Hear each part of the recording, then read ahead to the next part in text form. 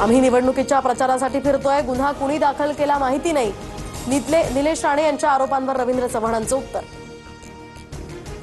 शिंदे शिवसेनेतील इतर नेते रवींद्र चव्हाणांवर का बोलत नाहीत, निलेश राणेंचा बळीचा बकरा बनवलं जात आहे, नितेश राणेंचा आरोप.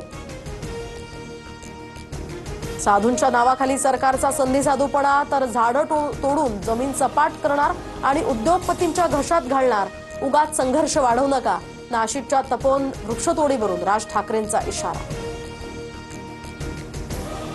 आमचे सगळे प्रकल्प पर्यावरणपूरक, पर्यावरणाचं समतोल राखणं ही शासनाची भूमिका, नाशिकच्या तपोवनमधील वृक्षतोडीवर उपमुख्यमंत्री शिंदेंची प्रतिक्रिया. तर तपोवनाची जागा शेकडो वर्षांपासून साधूग्रामसाठी आरक्षित, फक्त रोपटी तोडणार, दुसरीकडे नवीन झाडं लावायला 15,000 खड्डे खणतोय, मंत्री गिरीश महाजनांचं वक्तव्य. महाजनांसोबत दुश्मनी झाली तरी हरकत नाही, पण तपोवनातील झाडं तोडून देणार नाही, अभिनेते सयाजी शिंदेंचा इशारा. तर साधूग्राम उभारण्यासाठी झाडांची कत्तल करण्याच्या निर्णयाला तीव्र विरोध. मुख्यमंत्री आमच्यामुळे आहेत हे विसरू नका, शिवसेनेच्या भोंडेकरांचं वक्तव्य. तर तुमच्याकडे 56 आमदार राहिले तरी फरक पडणार नाही, अरेरावीची भाषा करू नये, भाजपच्या परिणय फुकेंचा भोंडेकरांवर पलटवार. आपल्या पाठीशी देवाभाऊ आहेत, धमक्यांना घाबरू नका, बोर्डीकरांची लेख सर्वात मोठी डॉन.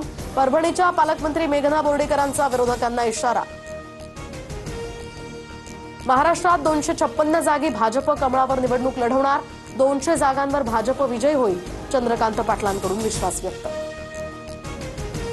राष्ट्रवादीच्या रुपाली पाटलांची मुंबईमध्ये खासदार श्रीकांत शिंदेंसोबत भेट, शिंदेंच्या शिवसेनेकडून मला चांगली ऑफर असल्यास विचार करेन, रुपाली पाटलांची प्रतिक्रिया.